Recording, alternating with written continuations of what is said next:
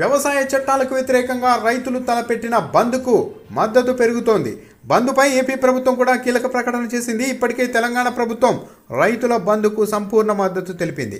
అనేక పార్టీలు మద్దతుగా నిలుస్తున్నాయి. ఇప్పుడు ఏపీ ప్రభుత్వం కూడా రైతులు నిర్వహిస్తున్న బంద్కు సంఘీభావం తెలిపింది. బంద్ విషయంలో రైతుల మనోభావాలను గౌరవిస్తున్నామని ఏపీ ప్రభుత్వం ప్రకటించింది. బంద్ నేపథ్యంలో మంగళవారం విద్యా సంస్థలకు ప్రభుత్వం సెలవు ప్రకటించింది. ప్రభుత్వ కార్యాలయాలను 1 గంట తర్వాతే తెరుస్తామని ప్రభుత్వం వెల్లడించింది.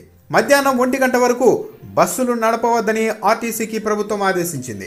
రైతులు శాంతియుతంగా బంద్ నిర్వహించుకోవాలని ప్రభుత్వం విజ్ఞప్తి చేసింది. మధ్యాహ్నం 1 గంటకు బంద్ను ముగిస్తే ప్రజలకు ఇబ్బంది ఉండదని ప్రభుత్వం రైతులను విజ్ఞప్తి చేసింది. రైతుల మనోభావాలను గౌరవించే ప్రభుత్వం తమదని ఈ సందర్భంగా వ్యవసాయ శాఖ మంత్రి కన్నబాబు వెల్లడించారు. కేంద్రంతో రైతులు జరుపుతున్న చర్చలు సఫలం కావాలని ఆకాంక్షిస్తున్నామన్నారు. కనీస మద్దతు ధర విషయంలో తగిన పరిష్కారం లభిస్తుందని ఆశిస్తున్నామన్నారు. కేంద్రం తెచ్చిన వ్యవసాయ బిల్లులకు టీడీపీ పార్లమెంటులో బేషరతుగా మద్దతు ఇచ్చిందని కన్నబాబు గుర్తు చేశారు. ఇప్పుడు చంద్రబాబు యూటర్న్ తీసుకొని మాట్లాడుతున్నారన్నారు.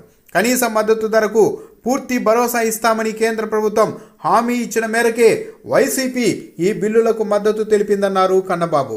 పార్లమెంట్లో బిల్లులకు మద్దతు ఇచ్చిన చంద్రబాబు ఇప్పుడు యూటర్న్ తీసుకొని ఏపీలో జిల్లా కలెక్టర్లకు వినతి పత్రాలు ఇవ్వండి అని చెప్పడం విచిత్రంగా ఉందన్నారు కన్నబాబు.